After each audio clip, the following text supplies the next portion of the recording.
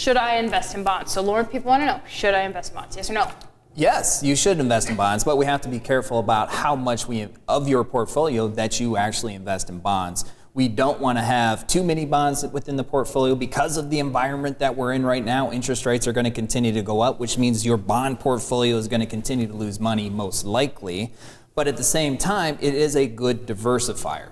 So if we have a certain percentage of your portfolio in bonds, and the percentage is going to vary based on what it is you're trying to accomplish, how much of investment assets do you have, when do we want to take income from it, the types of bonds you can invest in. So all that stuff is going to vary. We don't want to just say, hey, let's get rid of all the bonds in the portfolio because of the environment we're in, but we do want to seriously consider other options of investments outside of the world of bonds to make sure that you're truly diversified and you can still have the negative correlation to the stock market and still get the income that you need. I jokingly said to you guys during the commercial break, I haven't heard either one of you say 60-40 yet. Every time bonds come up, 60-40 comes up, but you said, don't worry, we are getting there. So what do people need to know about that? Yeah, so historically the 60-40 portfolio has worked really, really well, and the reason why is because bonds and stocks have been known to be negatively correlated, and what that means is that they move in opposite directions. So when certain market events happen, they react differently, which means that bonds were a good diversifier to stocks. And was that the 60 part of the portfolio or the 40?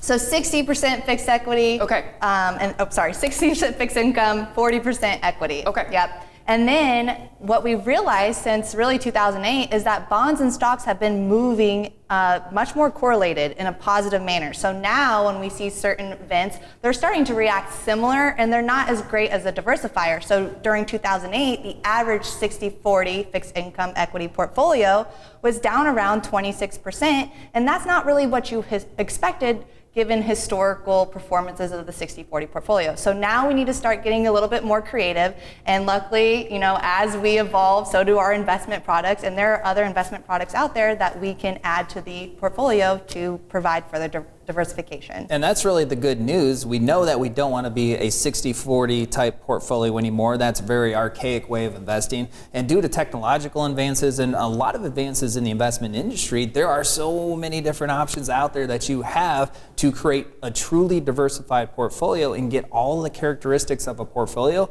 that make a recession-resistant experience or allow you to have that recession-resistant experience. And that will include a number of different types of ETFs. It'll include some commodities, maybe some precious metals, maybe a little digital in there depending upon the person. Alternatives like fixed index annuities. There's a whole bunch of alternatives that you can use to help what it is that you're trying to create from a portfolio characteristic standpoint to make sure that you have the best portfolio experience as you go to and through retirement. Thank you for watching this clip of Retiring Today, and don't forget to subscribe. If you have questions about your retirement plan, take advantage of the complimentary 15-minute retirement checkup phone call.